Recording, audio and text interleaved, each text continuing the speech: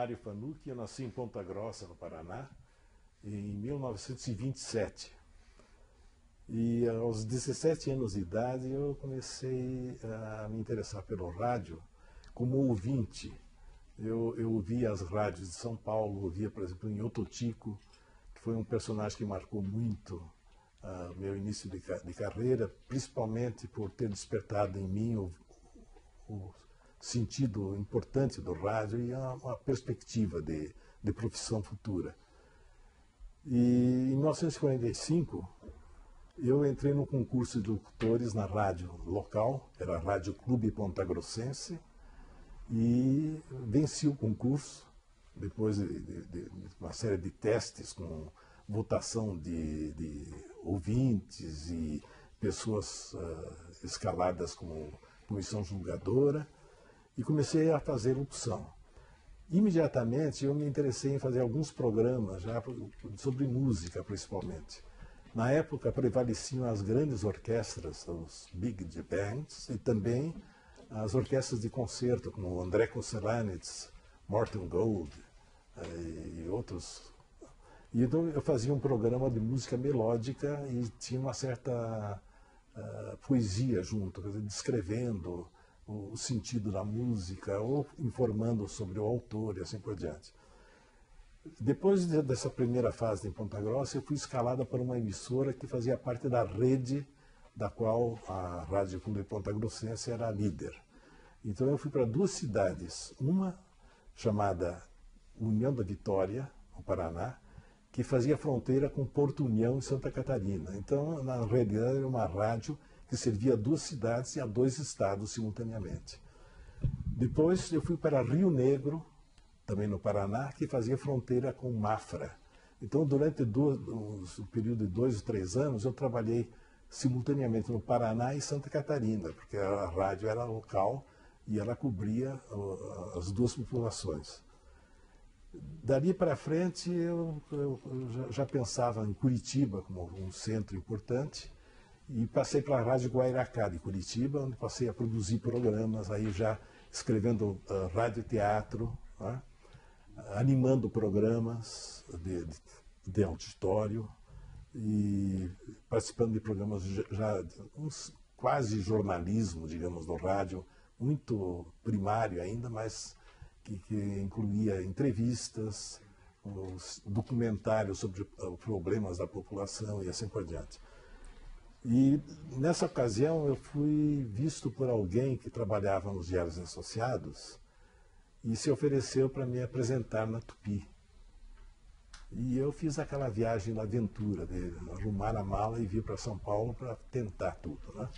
Isso era em que época? Isso foi em 1949, no final do ano de 49. Você tinha que idade?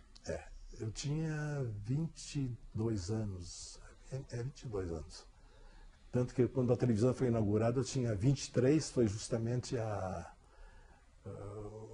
o momento que eu conheci o Cassiano Gabus Mendes, que também tinha 23 anos, e por coincidência fazia o aniversário dele no mesmo dia que eu. E nós tivemos uma carreira constante durante cerca de 8 anos. Né? Bom, como eu estava fazendo concurso para a locução, eu tive que fazer aquele famoso teste de leitura, de notícias, de poesia, de línguas estrangeiras, né, principalmente inglês, francês, espanhol. Né? E o homem que fez o teste comigo era um sujeito muito importante na época, né, que eu conheci através de revista do rádio, da Radiolândia, que era o Walter Forster. E foi com ele que eu fiz o teste e passei no teste. Aí eu encontrei um personagem muito importante chamado Bermival Costa Lima, que era o diretor artístico da Tupi, um baiano simpático, gordalhão, mas muito simpático e amigável. E ele me disse, olha, você passou no concurso, mas eu não te aconselho a vir porque você passou, mas não te aconselho porque o salário é muito pequeno. Eu disse, não importa. Ele disse, não, mas é muito pequeno mesmo. Eu digo, não importa, você não vai poder viver em São Paulo. Eu digo, não importa. Eu posso vir trabalhar? Pode. Então, eu fui. Não era tão pequeno assim, mas era pouco mais do que eu ganhava em Curitiba. Mas aí eu vi com problemas em São Paulo, outra dimensão, outros gastos e tal. E foi assim que eu conheci o Túlio de Lemos, que era meu conterrâneo, eu não sabia, e me ajudou logo no começo, me escalando para alguns programas, porque como locutor iniciante, eu trabalhava só no matutino Tupi, com o Corifeu de Azevedo Marques, que fazia também o jornal Falar do Tupi, das 7 às 8 da manhã, que era o horário do locutor novo, né? Mas graças ao Túlio eu consegui apresentar alguns programas. E continuei com ele até o final do meu trabalho na Tupi, e mesmo incluindo a televisão, quando eu fui apresentador daquele programa Antártica no Mundo dos Sons, produzido pelo Túlio de Lemos, que era um programa de primeira linha, né, na época. E depois eu consegui duas coisas importantes. Primeiro, agradei sem querer, evidentemente, só fazendo o meu trabalho, mas ele julgou que era interessante, o coordenador de propaganda da Sidney Ross, que me destacou para todos os programas da Sidney Ross, que era um dos maiores anunciantes da época.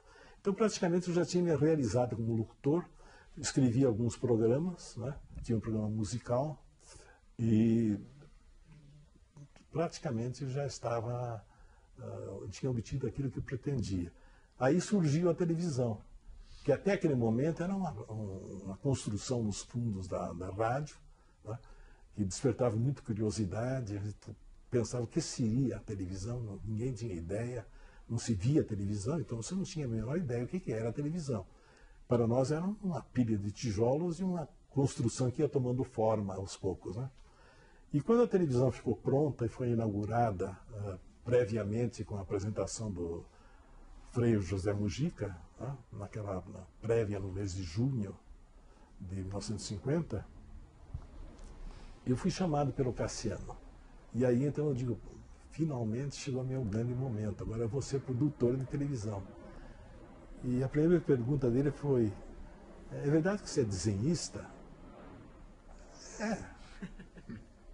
Então você não quer desenhar os letreiros da televisão? Bom, desenho, né? O que eu vou fazer?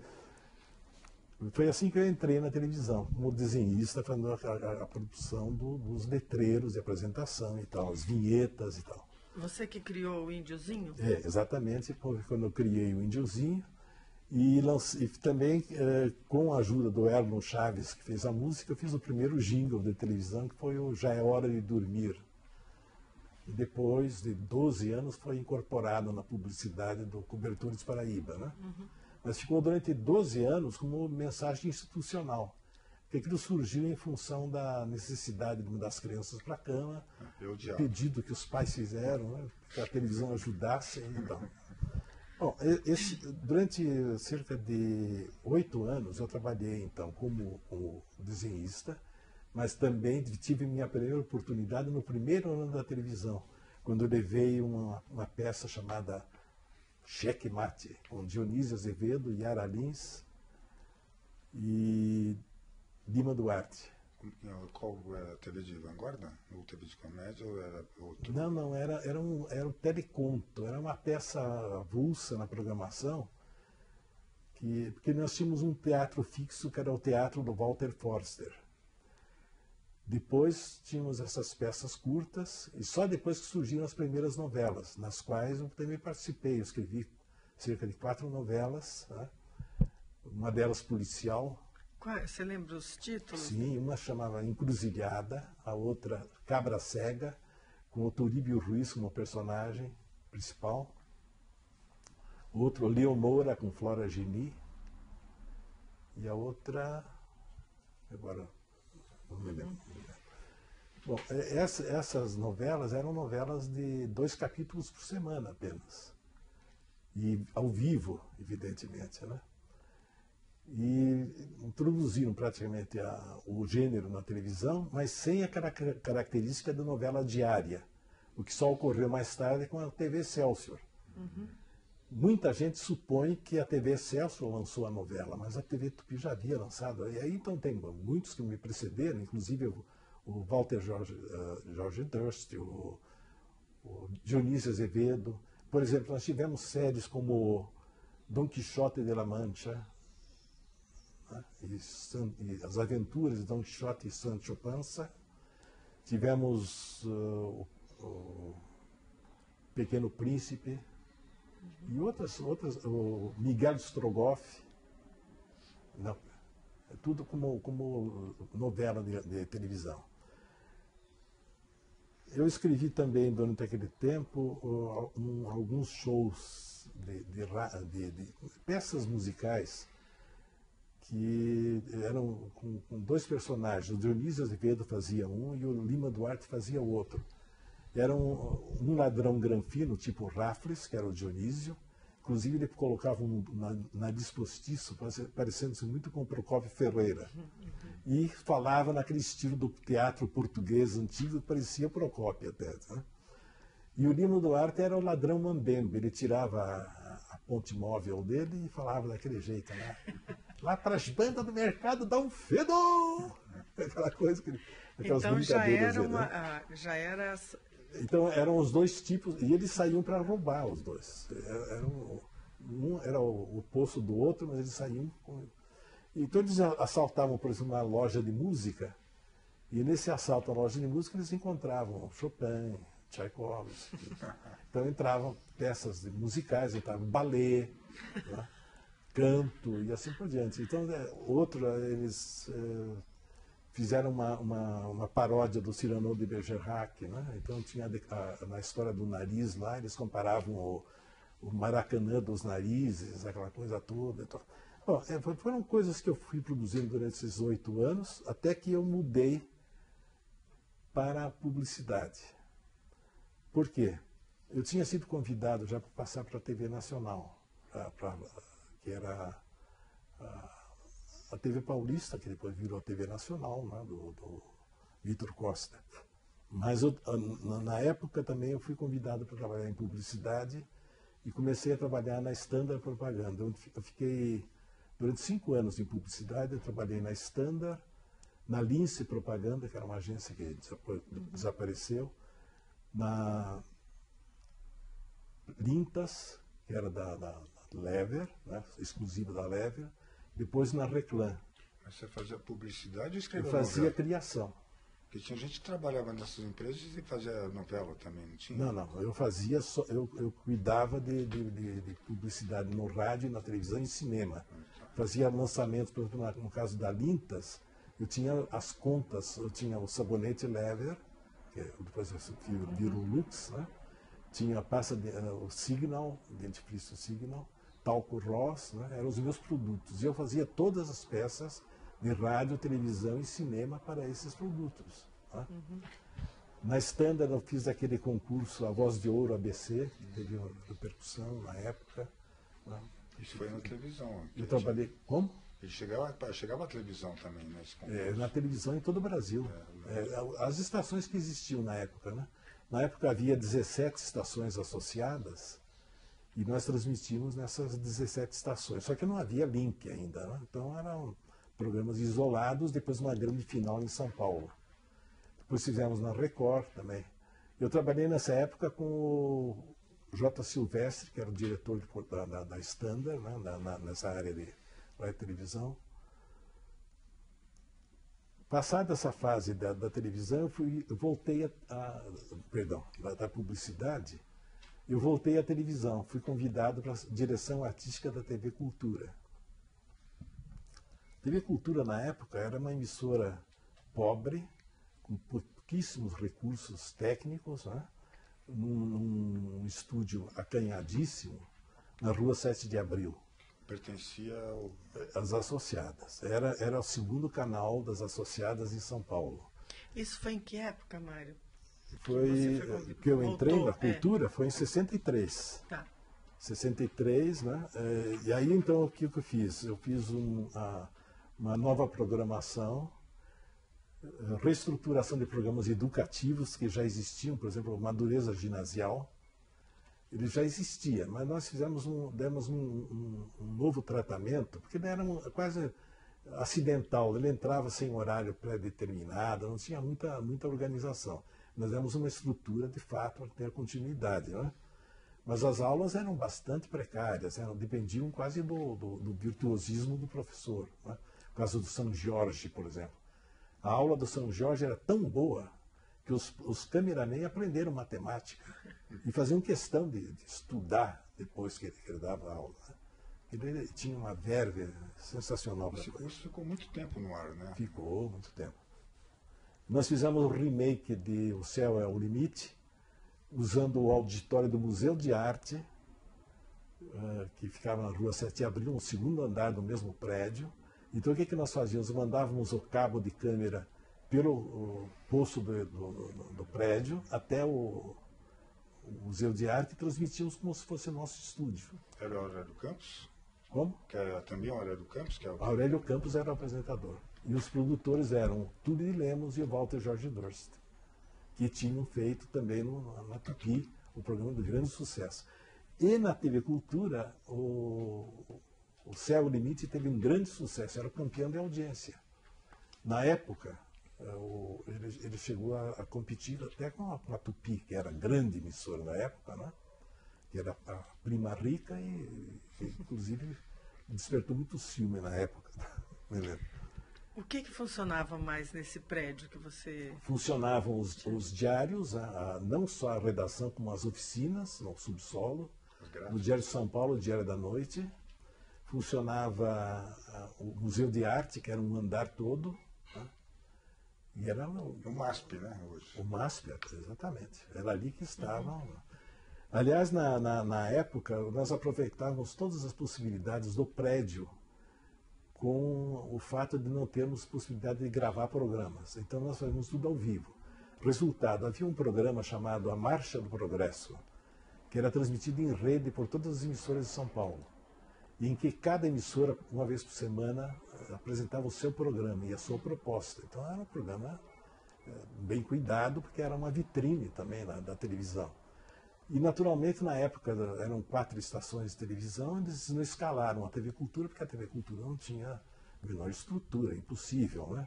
Mas eu insisti, digo, não, nós temos jeito de fazer um programa assim, mas como?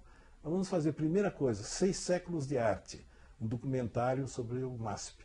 Uhum.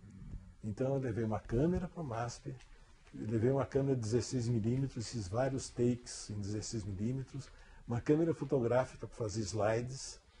Depois eu combinava a imagem de câmera de filme com a imagem ao vivo. A câmera de televisão entrou como uma câmera subjetiva, alguém visitando o museu, uma voice-over narrando e mostrando tudo. E foi um programa que teve tanto sucesso que o museu nunca tinha tido a divulgação que teve através daquele programa, senão através daquele programa. Você deu também um nome, você criou um apelido para um personagem famoso na época. Quem? O Jacinto. Ah, bom, isso já vem. Tem a história do Jacinto daqui a pouco. Depois, então, nós fizemos, ao lado desses programas bastante importantes e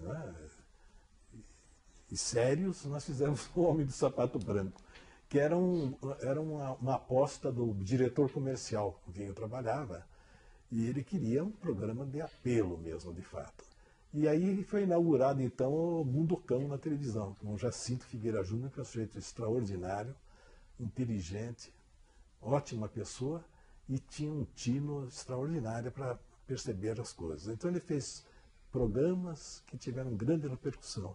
Ele criou aquela campanha do IP roxo, em que o IP era dado como um meio para a cura do câncer, que levou multidões à televisão para conseguir uma muda, né? Um pedaço do IP roxo, e coisas desse tipo. E quando nós estávamos já depois do incêndio, porque aí houve um incêndio. Em que ano que isso? O incêndio foi em 1900, deixa eu ver se eu tenho aqui, pouco antes de... Nós tivemos que mudar para o Sumaré, né? Então foi 63, 64, 65, 66, acho que foi 66. Fins de 66. Destruiu tudo. Só que, por sorte, nós tínhamos feito alterações no esquema da televisão E eu separei completamente a cenografia da parte técnica. E com isso nós salvamos o equipamento. Só se perdeu uma câmera, que foi a primeira câmera de televisão do Brasil, da qual eu tenho uma lente guardada até hoje. Foi o que eu recolhi no estúdio. Posso mostrar? Depois a gente mostra. Eu encontrei nos escombros a lente da primeira câmera de televisão e guardei comigo. É uma relíquia. Uma lembrança da época, né? Bom, aí com o incêndio, Aí nós o que tivemos que aconteceu? montar a televisão Cultura no Sumaré, junto com a Tupi, usando um estúdio.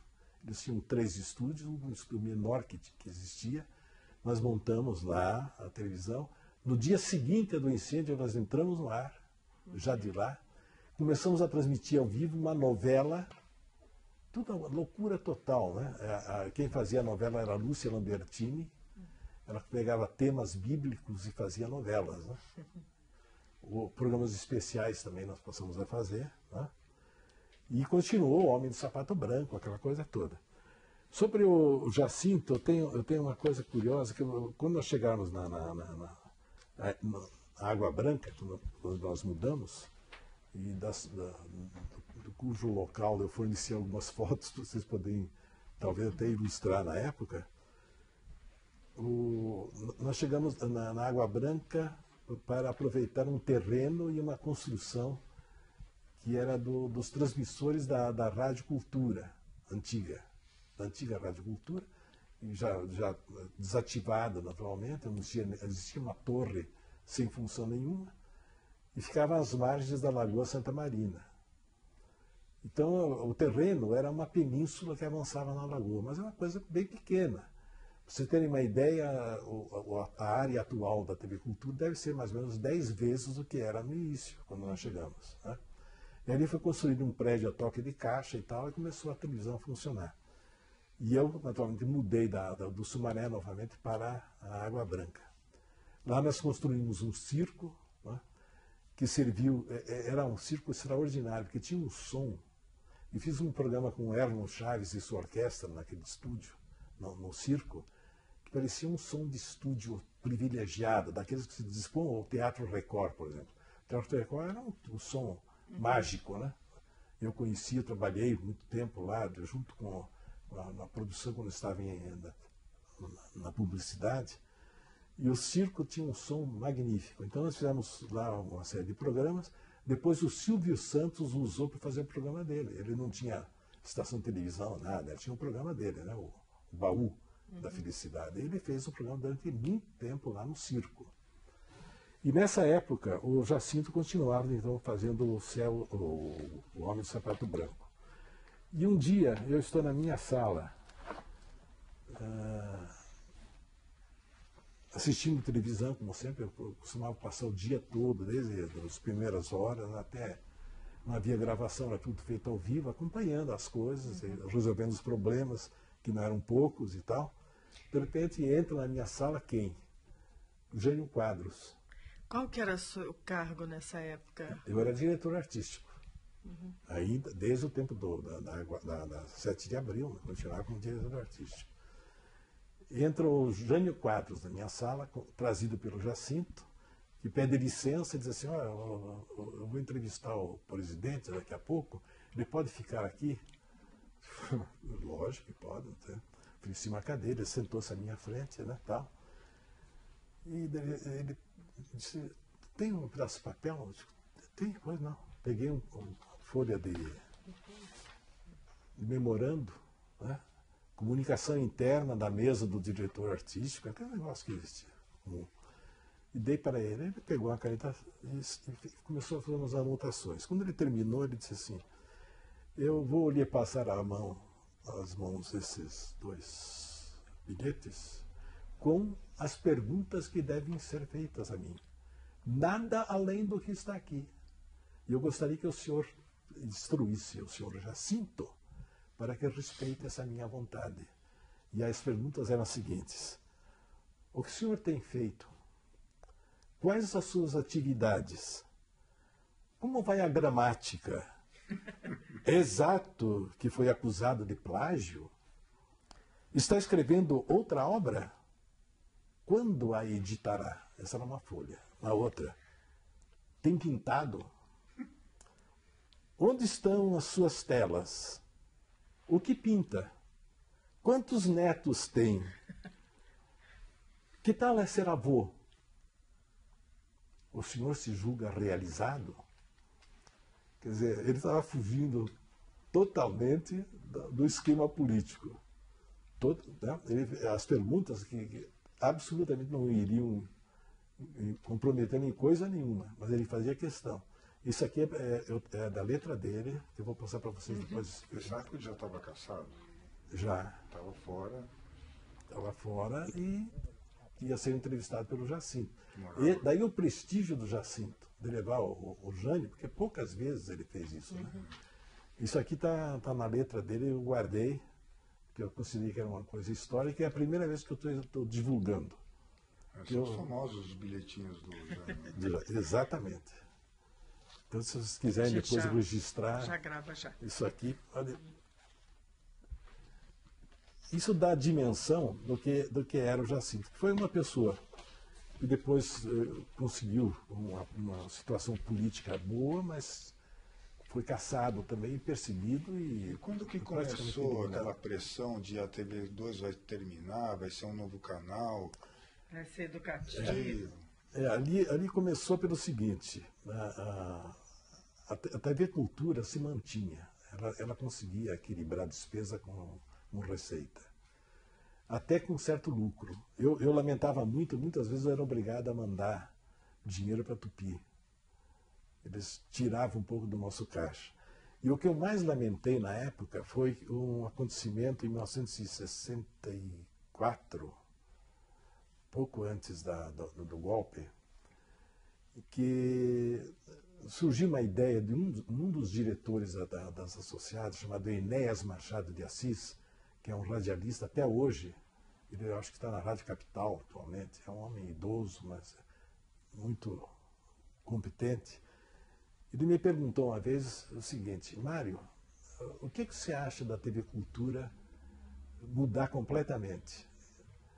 Embora com conteúdo cultural, ela pode manter uma programação cultural, mas ela ser uma emissora all news, uma emissora de jornalismo. Tipo, ótimo. Eu imediatamente assimilei a ideia pelo seguinte: primeiro, nós tínhamos o transmissor e a torre no Banco do Estado de São Paulo, quer dizer, um ponto central da cidade.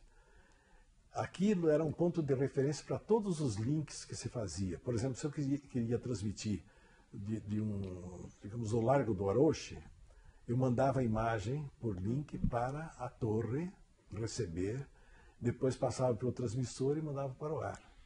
Tá? Às vezes nós usávamos até imagem refletida. Me lembro de um caso em que nós não tínhamos linha de vista e tínhamos que refletir a imagem. E a única solução seria fechar a janela de um apartamento num prédio que ficava em frente ao ponto do qual devíamos transmitir. E nós convencemos o dono do apartamento a fechar a janela e deixar que ninguém tocasse na janela, porque a transmissão dependia disso, para refletir a imagem. Bom, então o fato estratégico da localização da televisão, em primeiro lugar. Em segundo lugar, o fato de a emissora não ter assim aquela estrutura viciada de uma emissora grande que é obrigada a cumprir os compromissos todos, aquela coisa toda, está comprometida com grandes esquemas. Então era uma emissora que podia até começar tudo de novo. Tá?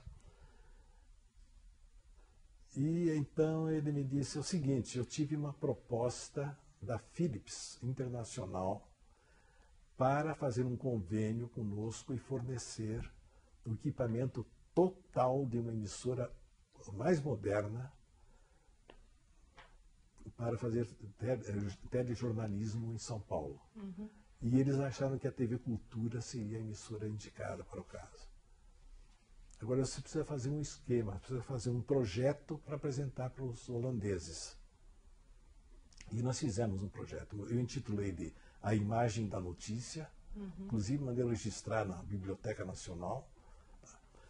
Fiz um esquema inteirinho, fiz uma dramatização de como seria uma transmissão. Por exemplo, motoqueiros pegando um videotape do local que foi gravado, levando imediatamente para a televisão. A TV Cultura abriria espaço para a notícia a qualquer momento, dentro de qualquer programa. Entraria a chamada imagem da notícia, entraria a notícia. Como nós não tínhamos externa, então nós íamos receber um caminhão de externa e eu planejei uma maneira de esse caminhão circular como uma espécie de rádio-patrulha, ter pontos estratégicos para ficar diante de possíveis eventos. Né? Aí não seriam registrados também eventos cívicos, aquela coisa toda. Mas a notícia seria fundamental, a notícia importante. Né? Esse esquema foi enviado para a Holanda, voltou da Holanda uma carta concordando com tudo, oferecendo um convênio durante 10 anos, fornecendo todo o equipamento, desde a campainha até o videotape. Eles cotaram a Ampex, porque eles não tinham videotape no padrão na época. Tudo fornecido pela Philips, com um aumento gradativo do equipamento na medida das necessidades e da repercussão da emissora. Tudo pronto. Mandaram uma pasta imensa com todas as fotografias, equipamento, o esquema de estúdio, manuais. e tudo mais. Mandaram tudo, mandaram os manuais correspondendo àquele projeto que nós mandamos. Bom, foi um delírio. O Enes fez festa, eu fiz festa. Só que, o que aconteceu? Quando a Tupi soube disso, disse, não, vai dar para a cultura? Dê para nós, não precisa dar para a cultura. De jeito nenhum, dá para a Tupi. Esquece a cultura. Aí eu fui lá com o Edmundo, o Inés foi, insistimos, dissemos, escuta. Aí eu cheguei e disse claramente para o Edmundo, o senhor não percebe que o que eles estão querendo fazer é uma coisa nova e que a Tupi não tem o perfil que eles querem na TV Cultura, porque a TV Cultura é uma emissora completamente descomprometida, ela vai começar uma coisa nova, totalmente nova. Não, mas eles vão querer muito mais a Tupi, que tem grande audiência, a Cultura não tem audiência, não sei se... Resultado, a Philips não quis nem conversa mais, acabou. Que pena, hein? A partir daquele momento, eu desanimei. Né? E aí começou aquela crise de tinha que mandar dinheiro para a Tupi, aquela coisa toda. Aí começou a história da compra da TV Cultura. Tem interessados. Vou contar uma coisa que eu ouvi dizer, não tenho provas, mas o Estado de São Paulo estaria pronto para comprar a TV Cultura. E ouvi dizer também que foi proibido de comprar a TV Cultura. Quer dizer, não interessava que o Estadão pegasse a TV Cultura. Ah, o Estado de São Paulo, o jornal. O jornal. Certo? Então, qualquer um pode comprar, menos o Estadão. Agora, Que ia ser um concorrente muito grande para os diários associados. Não, por isso. Não? Por que, então? Porque Isso isso é aí política. Porque tem uma lei que saiu também, né, da radiodifusão, que falava que não podia ter dois. Exatamente. Foi isso que mas precipitou a eu coisa. quero saber o que aconteceu politicamente, porque a lei é o reflexo A de lei algum... foi criada para praticamente atingir quem? As associadas. Era a única que tinha duas emissoras na mesma cidade. Né? E obrigar a TV Cultura a vender. E aí apareceram os compradores. E esse comprador foi proibido de comprar. Mas ao Por mesmo quê? tempo havia o interesse de TVs educativas em todo o Brasil. Mas eu queria Não, saber o que aconteceu aí politicamente. vem os precedentes da TV Cultura.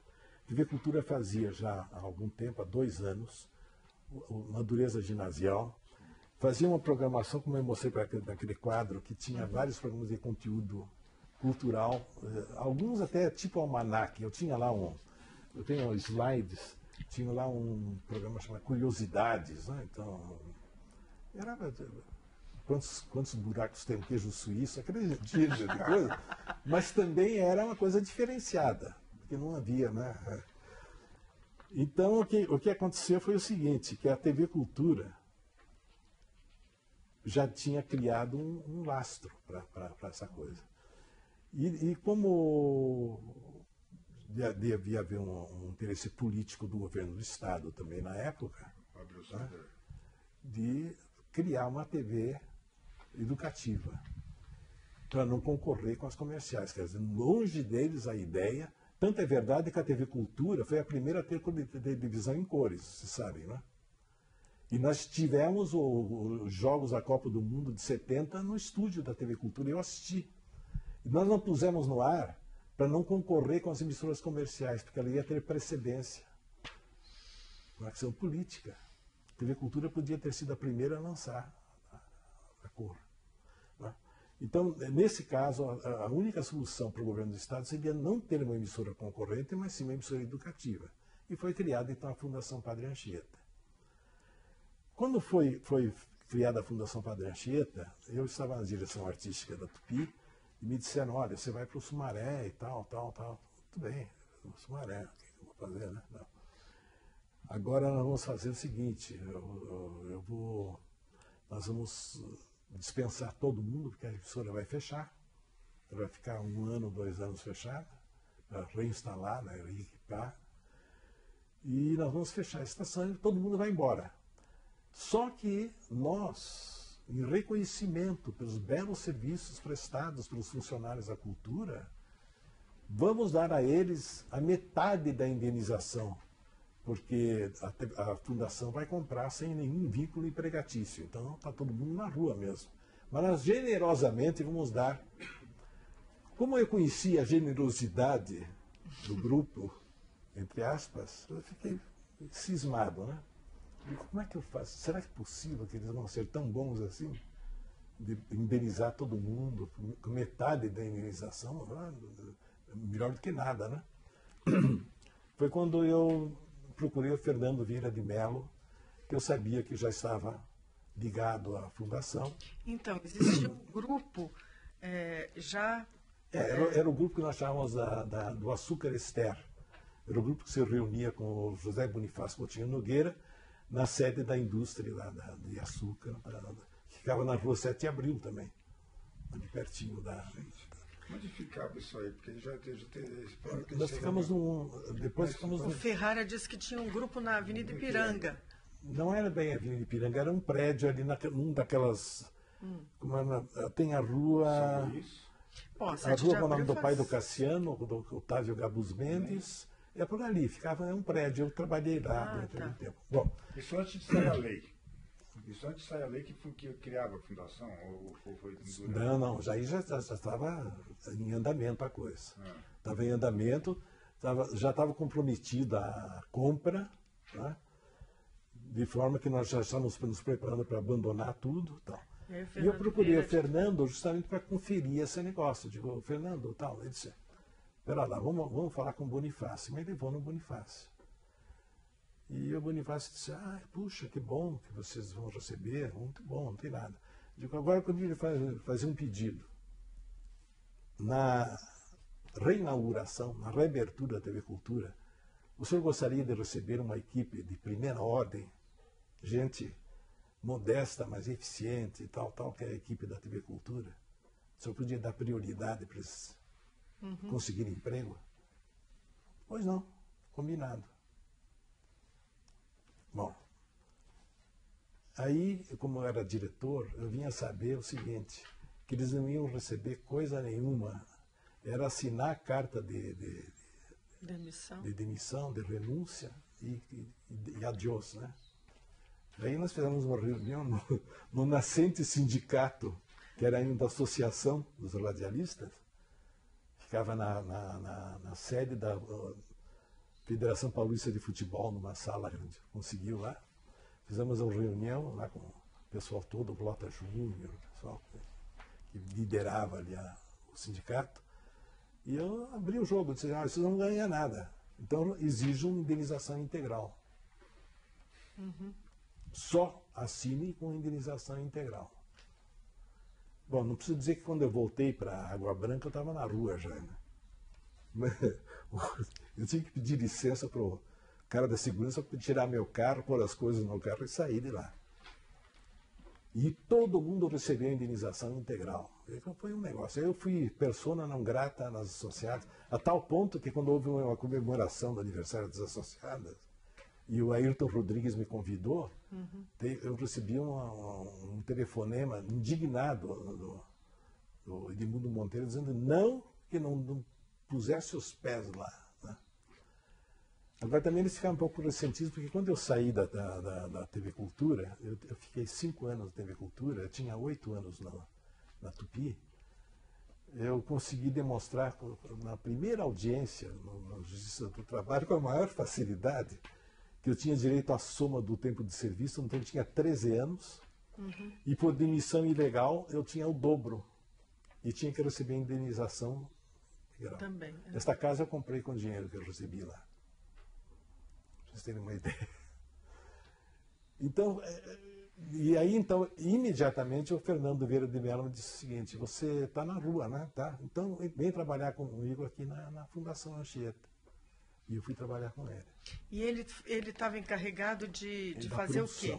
Ele é assessor de produção. Como é que era o ambiente de trabalho? Quais eram as pessoas? Era extraordinário. Porque quando a emissora foi construída, não sei se você sabe, havia lá um grupo, a parte administrativa era um major, um coronel, meio, só faltava fazer ordem unida. Sobral.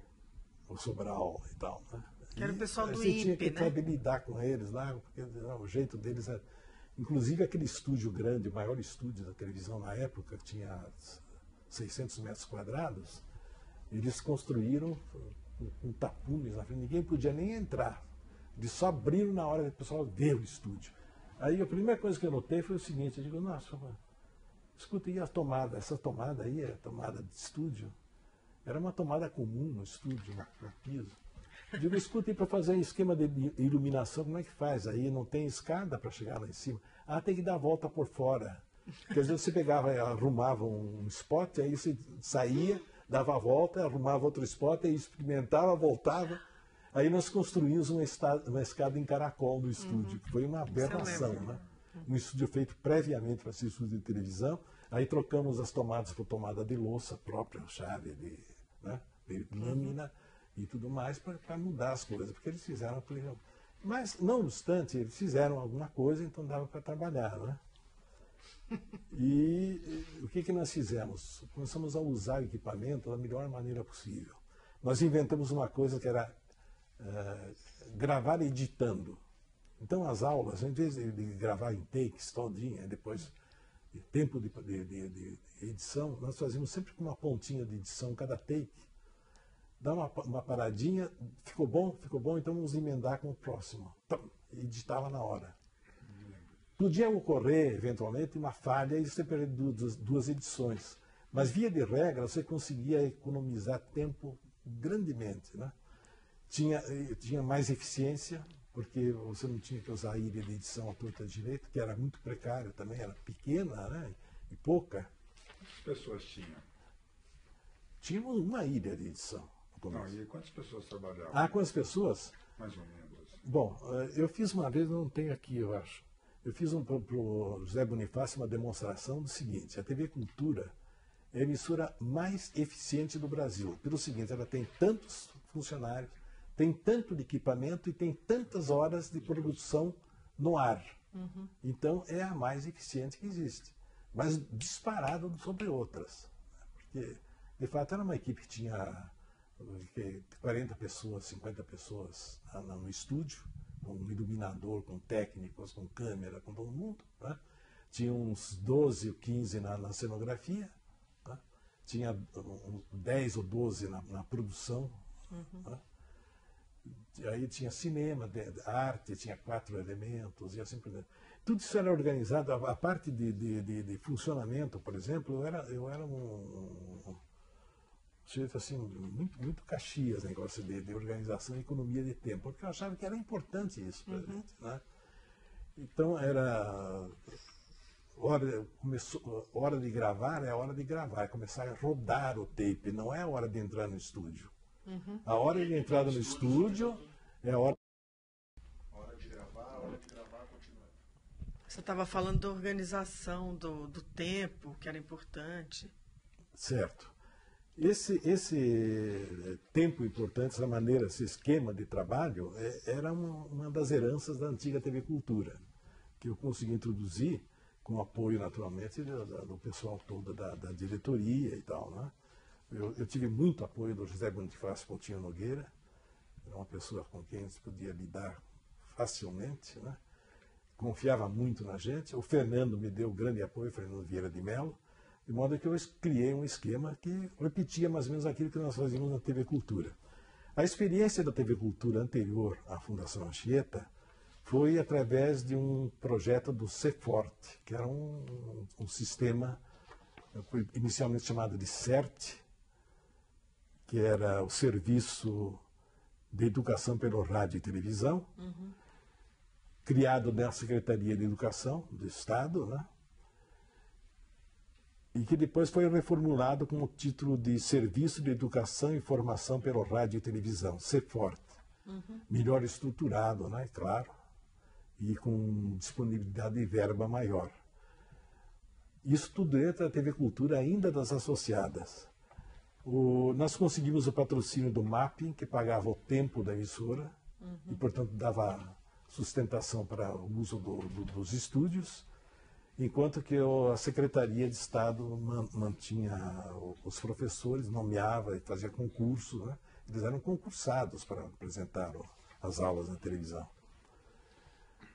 E você falou que tinha inscritos. Como é que eram esses alunos inscritos? Bom, existia inscrição de alunos através do correio, porque eles recebiam apostilas.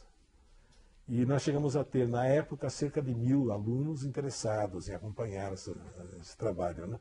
As apostilas eram mimeografadas, simplesmente não era uma coisa sofisticada. E tudo isso foi herança depois para a Fundação? Esse esquema todo? Foi levado para lá? De certa forma, porque lá também começou com uma dureza ginasial, né? Começou com a mesma estrutura. Eu tenho aqui, por exemplo, alguns dados. Além de cursos de extensão voltados para a orientação de professores e ao ensino de línguas, como inglês, francês e esperanto, esse foi o primeiro curso de esperanto no mundo, pela televisão, que foi uma ideia surgida na época lá. O aproveitamento dos cursos era medido pelo número de inscrições, né? E a frequência aos telepostos, que já havia telepostos, mas eram bem precários, né? Locais especialmente preparados e com monitores treinados, né? Isso tudo era organizado pela Pelo Secretaria CEFORT, de tudo pelo Educação. CEFORT. As apostilas eram distribuídas pela Secretaria a fim de complementar naturalmente as aulas de televisão. Com o crescimento dos cursos, os professores selecionados por concurso passaram a contar com professores auxiliares na proporção de 3 para cada um, né, para cada matéria, enquanto o CEFORT funcionou na TV Cultura e também no Canal 5 de São Paulo e Canal 2 de Bauru, a mesma coisa era feita lá. Também ao vivo, porque não havia gravação, né? Que eram emissoras comerciais também que faziam.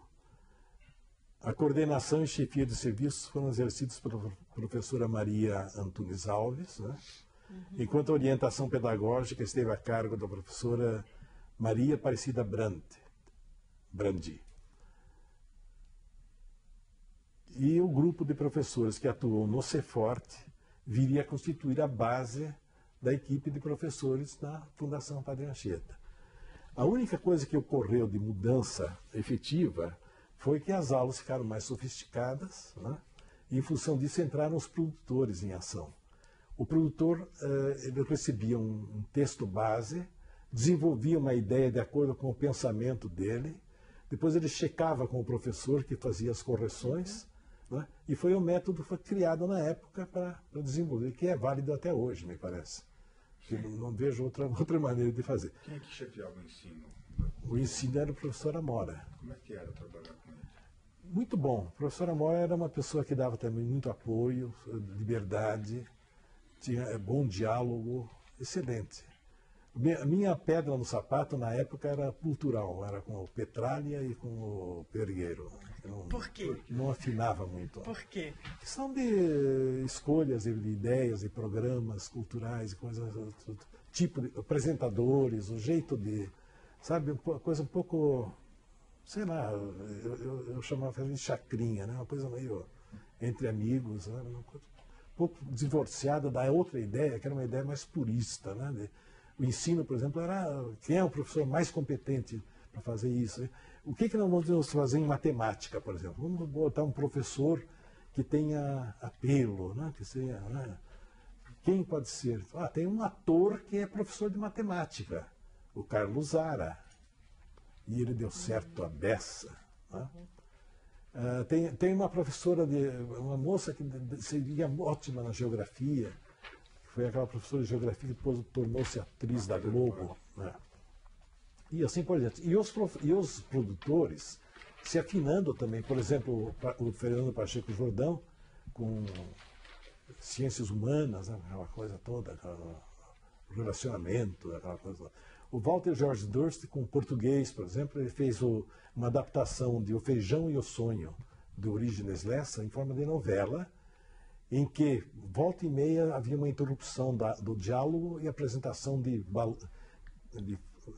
desenhos como se fosse história em quadrinhos, com balões reproduzindo o texto para fixação por escrito daquilo que era dado na aula. Né? E a novela continuava, tinha suspense, tinha todo o conteúdo de uma novela. Né? O Guerrini, por exemplo, conseguiu material das grandes universidades em forma de 16 milímetros, conseguiu através dos consulados, né, para ilustrar as aulas de geografia, e assim por diante. Quer dizer, houve um casamento ideal entre produtor e autor de texto. Castelar?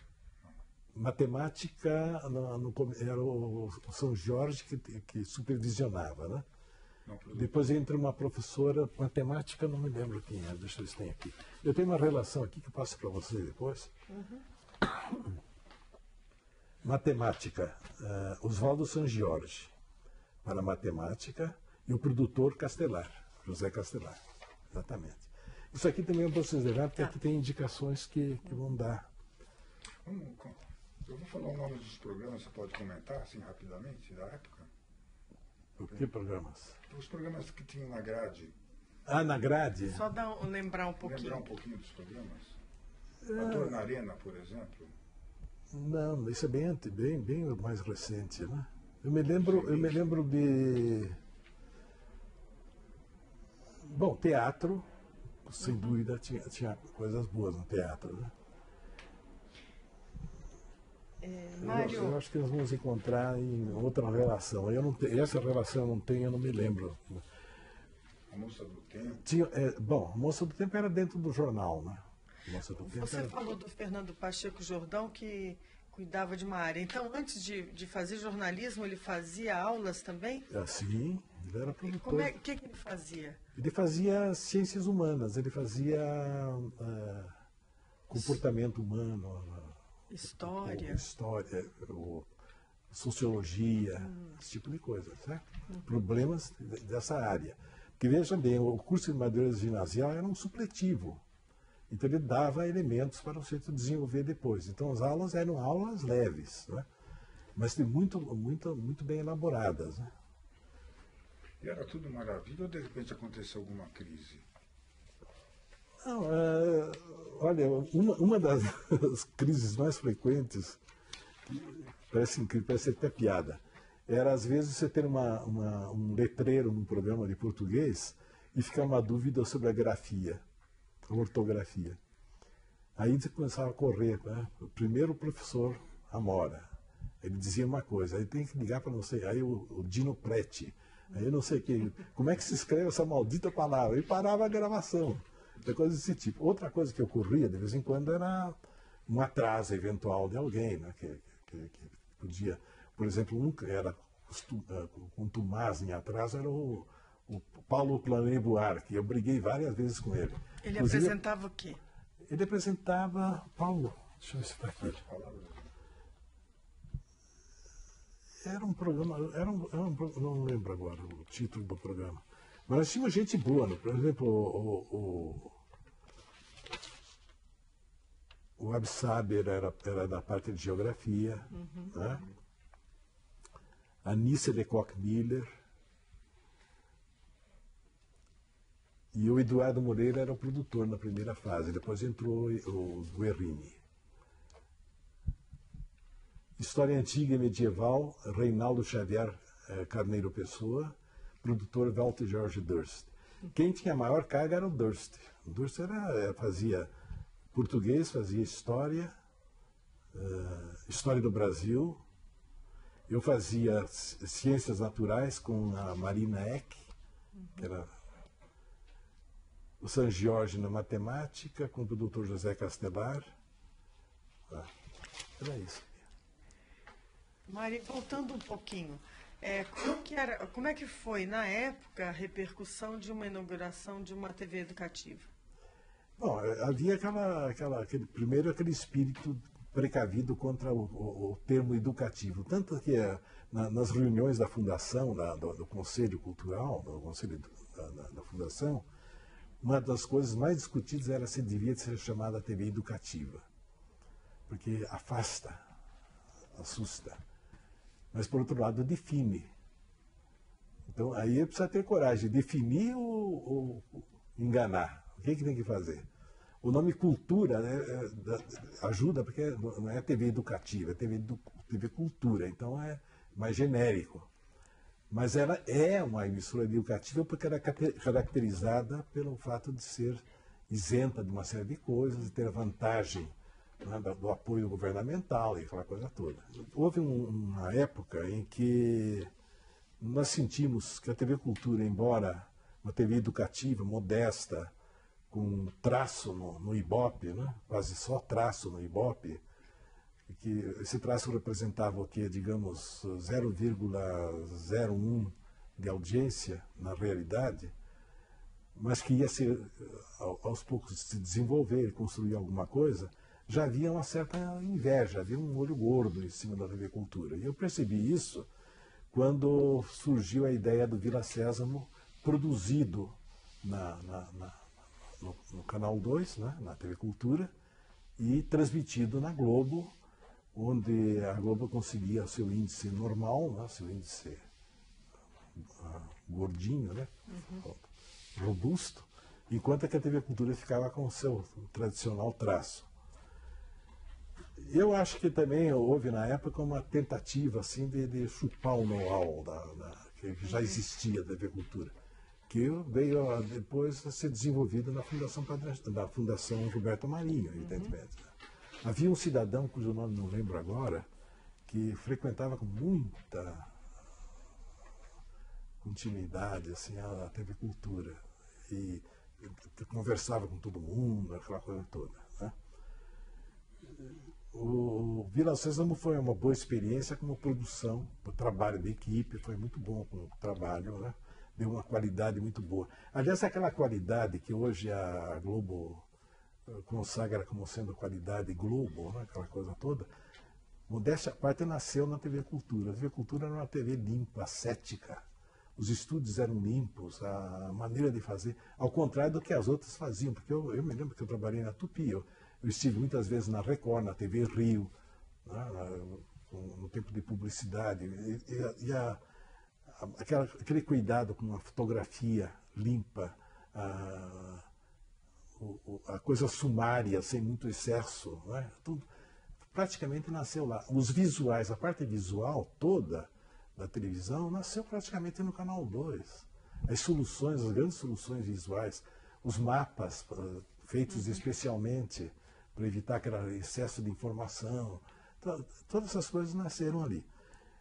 E, por fim, nós tivemos depois uma grande crise, que eu considero que foi a ida do Benedito Rui Barbosa como assessor especial para lançar uma novela chamada Meu Pedacinho de Chão. Houve uma mudança de governo, né? Houve uma mudança, o Laudo Natel assumiu e o Benedito Rui Barbosa foi para lá. Foi muito bem recebido, eu achei que seria ótimo ter um produtor com esse, né, aval do governador, principalmente, seria muito bom.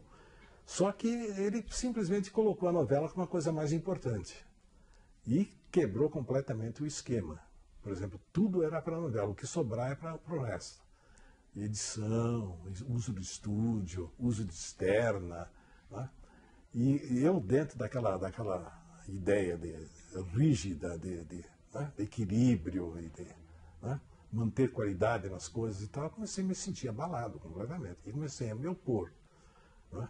Tanto é verdade que quando a Globo usava com frequência o carro de externa da cultura, eu reclamava, eu falava, não é justo, eles não pagam nem o seguro desse carro, nós estamos expondo o carro para atender uma grande empresa que tem meios de fazer...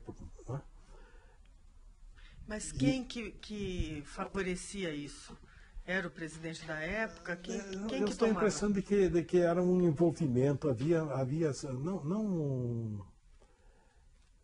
não sei, eu não conseguia atinar na época, porque eram boas relações, fazendo boas relações com a Globo, porque a Globo, isso e aquilo e tal. Né?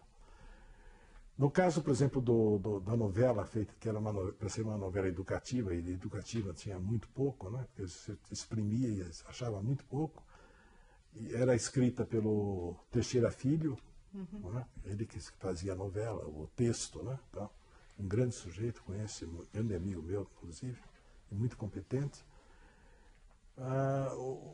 Tudo era dado para a novela e eu comecei a questionar. Né? E aí eu tive meu Waterloo. Né? Em dado momento, eles disseram que eu estava perturbando, que não estava dando, que seria bom eu mudar, que talvez eles iam criar um conselho de criação, e talvez eu fizesse parte do conselho, ou então eu voltava a ser produtor. Né? E aí o Rui Barbosa, o dito Rui Barbosa, deu a forma. Não, fazer dois programas ele pode fazer muito importantes. Um é um programa de psicologia infantil aplicada. E dei até o título, Compreenda Seu Filho. Eu achei bom. E outro, um programa sobre segurança do trânsito.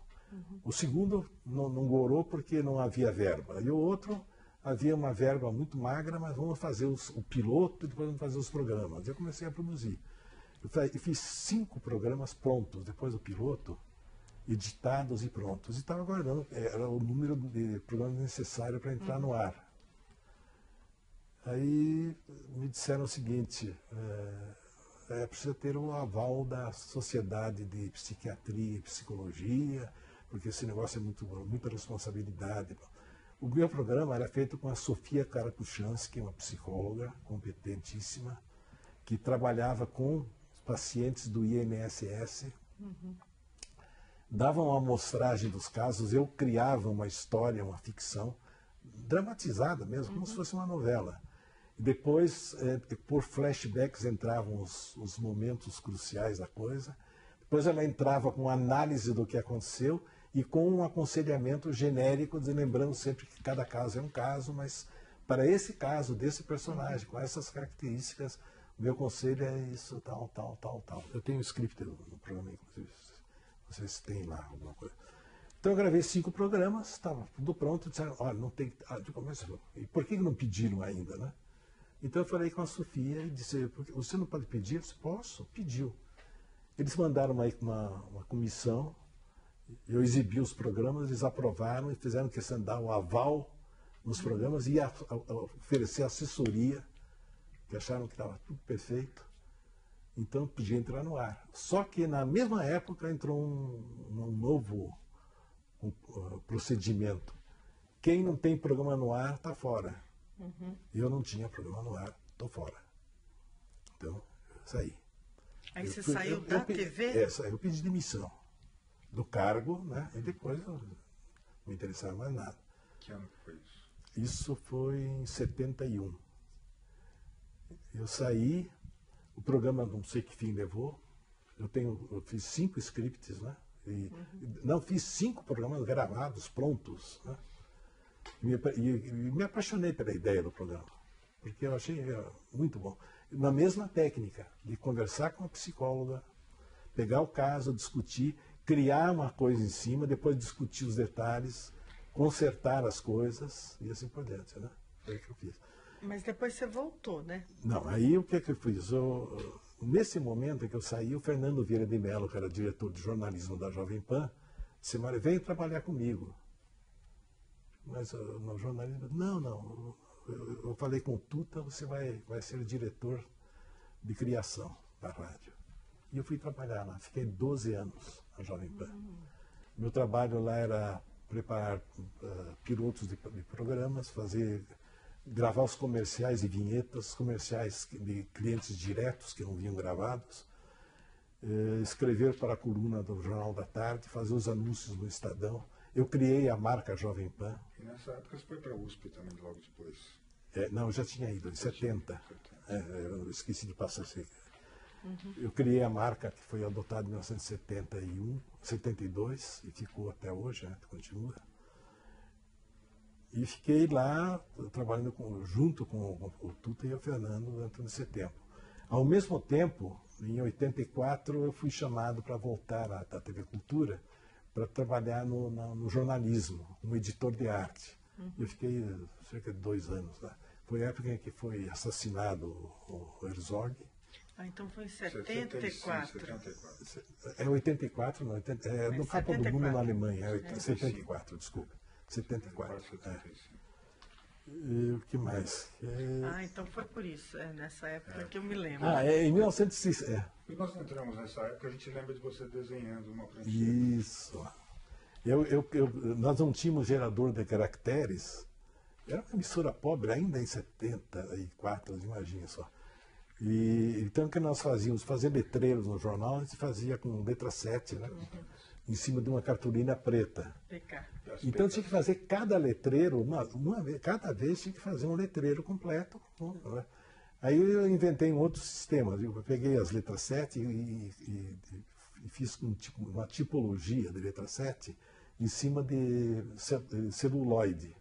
E cortei como se fossem tipos móveis. E montava num pente em que as letras eram deslocadas. Aí eu expunha um filme de baixa sensibilidade, numa caixa que eu enfiava as mãos dentro e expunha, depois lavava, ficava pronto. Depois colava na cartolina preta e no dia seguinte tirava e usava a mesma cartolina. Então o trabalho ficou reduzido de 5% do que ele era antes, tanto em custo como em trabalho, em execução. Coisas, maluquice, aquele velho recurso usado na televisão Tupi ainda, quando se inventava, né? Fazia aquelas vinhetas em 8x11, né? E inventava coisas e tal. A gente adotou lá também, né? Eu fiquei aí durante algum tempo, depois eu saí. Em 70, aí também houve um desencontro, também mudou a diretoria, não sei lá. Eu encrenquei um pouquinho e não resolvi ficar.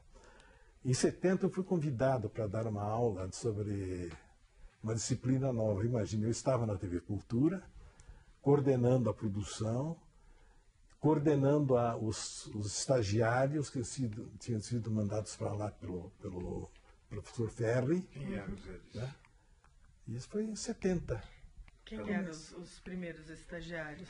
Sim, o Macedo, meu Deus, o Marcelo. E o Fernando Malhoca estava nesse? Malhoca, todos esses eram meus alunos, inclusive. Eram alunos. Bom, aí o que eu fiz? Me convidaram para livre docente na disciplina TV educativa. Só que não tinha um programa, não tinha nada. Então eu escrevi o programa e dei as aulas. Aí fiquei esperando o contrato. Sabe quanto tempo eu esperei o contrato? 5 anos. Foi por isso que nós não tivemos aula com ele. Aí eu esperei 5 anos para ter, afinal, um contrato e não veio como livre docente, veio como professor colaborador. E eu continuei lá, fiquei 20 anos. Depois eu comecei a dar pós-graduação também e tal, né? Cuidou da Rádio Universidade. Na Rádio USP foi em 84 que eu entrei como diretor, indicado pelo professor anterior ao Goldenberg, meu Deus, Hélio. Reitor Hélio. Não lembro agora. O Etevaldo, que é jornalista e curador também, foi curador na Fundação, ele citou o seu nome como uma pessoa que já tinha uma ideia muito antiga sobre o financiamento da sim. Não, a verdade é o seguinte, quando surgiu aquela discussão sobre o financiamento da programação da TV Cultura, eu mandei um texto para o Estadão dando minha opinião, que era uma opinião antiga. Aliás, era uma coisa que podia ter sido colocada bem antes na televisão, se tivessem concordado, mas eu já tinha sugerido. Eu tinha sugerido o seguinte: doações numa caixa única. Entram as doações, então você tem todas. Aí você distribui o crédito a esses doadores durante a programação, sem associar qualquer anunciante ao produto. Para você ter a plena liberdade de não ficar dentro daquele critério da televisão educativa, da televisão comercial, em que o cliente sempre tem razão. Então, aí você tem, por exemplo, o Festival de Cinema Alemão. Quem é o patrocinador? Volkswagen. Não tem outro jeito, né? Então, por que não dissociar, mas associar a toda a programação, todo o conteúdo? E foi o que eu expus. Num trabalho que eu fiz para a editora da Imprensa do Estado, sobre Última Hora, sobre o jornal Última Hora, que eles pediram minha opinião, pediram um trabalho sobre a televisão enfocada pela Última Hora, em que eu contei então a história da televisão, a inauguração, o discurso, até o título é Julio-vernização chega ao Brasil. No lançamento do livro que saiu com esses artigos, que eu tinha colaborado, eu fiz uma palestra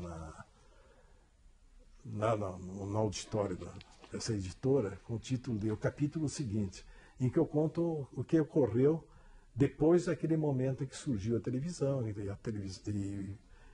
aí tem uma grande parte com a TV educativa, com a TV Cultura. E eu sugiro então essa ideia de que eu falo que os primeiros momentos da nova TV Cultura no setor de ensino, já no limiar da década de 70. O esquema de produção, então, posto em prática, colocava um produtor de televisão para finalizar as aulas em perfeita comunhão com explica o negócio todo. E fala sobre as figuras populares que eram empregadas nas aulas como um recurso, né? Cito aqui alguns produtores, como o caso do Walter George Durst e assim por diante, né? Depois eu menciono essa ideia de ter uma caixa comum de entrada das doações, para não haver esse comprometimento. Que aí você tem a plena liberdade. Você faz a programação que bem entender, o dinheiro está lá para ser usado na proporção que a televisão precisar, de acordo com cada esquema. Você não tem... Porque o grande mal da TV comercial sempre foi o fato de você ter um determinado valor para usar. Por exemplo, eu fiz um programa na Tupi, pouco antes de sair, em 57, chamado Lever no Espaço, que era um programa de ficção científica, que tinha a maior verba da televisão na época. A Lever investiu para valer. Era um programa semanal, era uma série de ficção científica, usava 3 estúdios, 8 câmeras, edição, fazia o diabo, né? Edição? Não existia edição. Usava todos os recursos que existiam na época e tal. Por quê? Porque a Lever investiu naquele programa. Então era um programa privilegiado. E assim havia outros. Enquanto que na TV educativa você tem que escolher pelo conteúdo e pelo valor de repercussão, de efeito educativo e assim por diante. Então uma aula na televisão é tão importante quanto um show na televisão. Esse era meu parecer. E se constrói uma audiência numa emissora educativa com coragem, dizendo que é educativo sim, e isso é bom, vocês têm que ver. E tem que ir atraindo o pessoal. Claro, criando coisas interessantes também. Não pode fazer uma coisa quadrada e chata, né? Como a televisão na Europa, por exemplo, que na França, na Itália, exceto na Inglaterra, onde é muito bom, né? As coisas são meio chatas em matéria de educativo. Mário, o que você sentiu de repercussão? Assim, estreou a televisão, tinha uma dureza. O que você recebeu enquanto você estava lá de retorno de público, assim? Foi em matéria de audiência, de Ibope, digamos, foi uma coisa negativa, né? Absolutamente negativa. Em matéria de prestígio, por exemplo, foi muito bom. Eu me realizei. Na hora que eu passei a ser produtor da TV educativa, eu me realizei. Aí digo, não, agora eu cheguei no ponto que eu queria, porque eu sempre acreditei nisso. Né? Eu era obrigado a fazer concessões, era obrigado a engolir o homem do sapato branco. Mas agora não, agora eu tenho que fazer. Né? Então era uma coisa, como realização pessoal, foi muito bom. Outra coisa, o nível de relacionamento das pessoas, a maneira de tratar, era muito bom. O coleguismo. Olha, você não via, eu vou dar um exemplo bem grosseiro, você não via no WC nenhum palavrão escrito na parede, meu Deus do céu, você não via nada fora do lugar, tudo tinha lugar certo, sabe como é? As pessoas se respeitavam, né? Havia interesse pela coisa, se sentia um entusiasmo das pessoas. Os estagiários se devotavam a fazer a coisa. A crítica era constante, mas era bem recebida, ninguém achava ruim a crítica. Né? Então era um ambiente extraordinário. Outra coisa, a convivência com os antigos colegas que se realizaram, ficaram 2 anos sofrendo, aguardando a chance de entrar, e todos eles foram lá apresentar sua ficha na hora de entrar, porque o Bonifácio manteve a palavra, né? Eles foram os primeiros a se inscrever. E eles se adaptaram bem, esses que Perfeitamente. Bom, eles estavam acostumados a trabalhar com aquelas carroções, né, de 60 quilos. De repente receberam as Marconi, Mark V, aquela coisa toda. Foi a primeira etapa, né? E logo depois toda aquela evolução. Lembra do slogan, o melhor som e a melhor imagem de São Paulo? E era mesmo. Era. De fato, a questão não era muito numeroso o equipamento, mas era muito bom. A revolução da Marconi foi importantíssima na matéria de imagem. Tá? E veja bem, nós tínhamos preto e branco. Só uma coisa, o fato de você não ter mais que fazer fusão, do jeito que se fazia antigamente, e sim recortar a imagem, mesmo no preto e branco, já foi uma evolução tremenda. Foi onde se valorizou o letreiro, aquela coisa toda, né? O tabletop passou a funcionar e tal. Eu tinha algumas coisas aqui. Eu gostaria de falar de uma pessoa que me acompanhou naquele sofrimento da fase final, que foi o Túlio de Lemos. O Túlio de Lemos, como eu já frisei, era um amigo do tempo da Tupi ainda. Ele foi trabalhar na TV Cultura como produtor de um programa específico, que era um programa sobre ecologia. O problema dos rios em São Paulo. E o tema principal que ele abordou no início foi do Rio Piracicaba. E, naturalmente, não havia externa, ele fazia com filme 16mm. Né? Então, ele tinha um cinegrafista, serviço dele e tal. E o Túlio desenvolveu essa ideia em colaboração com a Fundação Paulo Vanzolini, que foi quem apresentou a fundação. Mas esse programa nunca chegou a ir ao ar. Havia alguma coisa, algum tipo de restrição ao Túlio. Havia aquele faz de conta, só que na hora H. Não. E ele foi uma pessoa absolutamente frustrada nesse ponto. Nós conversamos longamente. Quando eu voltei à produção, eu voltei para a vala comum, eu dizia, porque aí eu não tinha minha sala, eu tinha a bela sala dos produtores, que era um ótimo lugar, por sinal. Eu fiquei amicíssimo, mais do que nunca, do Túlio. E nós conversávamos, trocávamos muitas ideias e tal, né? E ele foi uma pessoa que, para mim, marcou muito lá. Né? Quem que assumiu a produção quando você voltou a ser produtor? Quem que assumiu? Ah, aí que está o ponto. Quem assumiu foi uma espécie de coordenador de elenco e contra-regra do Benedito Rui Barbosa, Félix Saidar. E era uma pessoa que trabalhava com... É aquele negócio de botar a sua equipe, sabe como é? O cargo dele também foi abaixo do que era o seu, então. Você era assessor. Ou não? Não, ao contrário. Eu não sei se houve mudança. Porque a verdade é a seguinte, quando eu fui nomeado para a produção, eu descia, a função do Fernando foi rebaixada. Porque o Fernando era assessor, ele estava no nível do Amora, do Petralha, tal, né? Quando eu assumi, eu sei que houve uma pressão para que eu... Poxa, esse camarada é um autodidata, não tem diploma, não tem coisa nenhuma, tal. Deve ter havido qualquer tipo de coisa desse gênero. E vamos dar uma função um pouco... Né, tá? Coordenador de produção. Bonito nome, coordenador.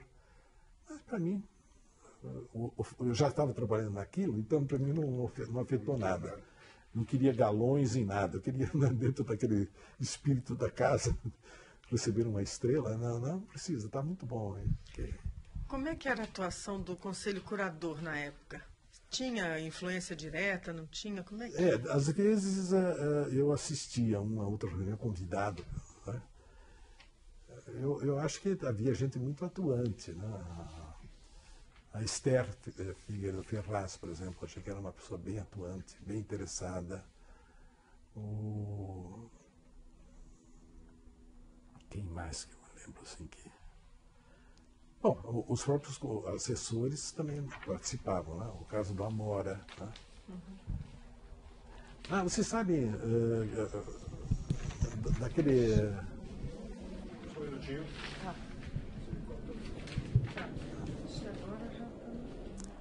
Agora é o que você quiser falar, porque a nossa Eu pauta... vou só fazer uma última questão, depois você fala o que você quiser. Tá. Eu acho que... Então, para fechar, quer dizer, o que ficou, assim, hoje você, uma pessoa que viveu tantos anos de televisão, qual foi a melhor coisa, quer dizer, aquilo que te deu o maior prazer nessa passagem pela TV Cultura e o que foi o mais difícil, mais complicado? Bem, vou começar pelo mais difícil. O mais difícil foi tentar manter um jogo de cintura para sobreviver, em vários momentos em que politicamente eu estava desgastado, quando eu contrariava as minhas normas rígidas para o bem geral da nação, supunha eu, né? Eu me irritava e não concordava, eu discutia sempre, objetava e discutia, porque eu não concordava. Agora, o grande momento mesmo foi para mim aquele início da televisão. No primeiro dia em que a televisão começou a mostrar a sua cara, com seus programas de ensino, principalmente, né? Mostrar que ela tinha coragem diante do público, propor uma coisa, insistir naquela coisa, e servir de modelo, que veio depois, né? Quantos... Né? Eu acho que aquele foi um grande momento, e que eu participava da coisa. Né? Eu sempre pensei no rádio e na televisão como algo educativo. Aliás, é educativo, para o bem ou para o mal, mas é. Né? Mas eu pensei que aquele era o momento mais importante. Seria equivalente, digamos, ao meu primeiro dia na PRJ2, Rádio Clube Pontagrossense, em que eu abri a boca para falar no microfone com o coração a 180 e assim por diante. Foi isso. Você queria falar mais alguma coisa? Não, acho que... Se lembrar, a gente pode voltar outro dia, não se Acho que preocupe. não tem, não, acho que já deu para... Nós temos que gravar uns bilhetes. O que você acha da cultura hoje, em 2005? Grava aí. Eu acho que a cultura está cumprindo um papel importantíssimo, porque é aquilo que eu sempre chamo de alternativa. Praticamente é a única alternativa. Nós temos uma TV Futura, mas essa TV a cabo para um público restrito e tal. A TV Cultura é a alternativa da televisão. Eu acho que teriam que encontrar uma solução muito prática para conseguir manter a programação e melhorar a programação, melhorar o equipamento. Quando eu me lembro do tempo em que nós não tínhamos um gerador de caracteres, que é uma coisa tão elementar, né? Quando todo mundo usava efeitos especiais, o raio, né? Não é possível. Então a TV Cultura, na minha opinião, ela tinha que ser um showroom do que há de mais moderno em televisão. Não só de equipamento, onde as outras emissoras iriam ver o equipamento funcionando, ver a utilização, fazer avaliações e assim por diante, mas também na programação, showroom, quer dizer, mostrar corajosamente a cara, enfrentar o problema de construir uma audiência aos poucos e assim por diante, e servir de modelo para tudo que surgir de novo. Uma abertura completa a ideias, quer dizer, uma universalização. Todo mundo tem direito de entrar e dar palpite e criar alguma coisa, se tiver competência. Provou competência, continua. Não provou, tchau. Me parece que essa é a solução. E a TV Cultura tem um futuro garantido nesse aspecto. Apenas há sempre aquela, né, a espada de Damocles do dinheiro. Né? Vai ter que dispensar gente, vai ter que fazer isso, vai ter que fazer aquilo. Errado. Tem que ter meios. O governo do Estado tem que fazer uma dotação absolutamente necessária, não importa como. Não tem que hesitar nisso. Tem que pesar todos os valores da área de cultura e dizer o que cabe à TV Cultura e dar aquilo para a TV Cultura. Isso me parece importante. Porque aí faria feliz muita gente, quanto eu fui. É isso.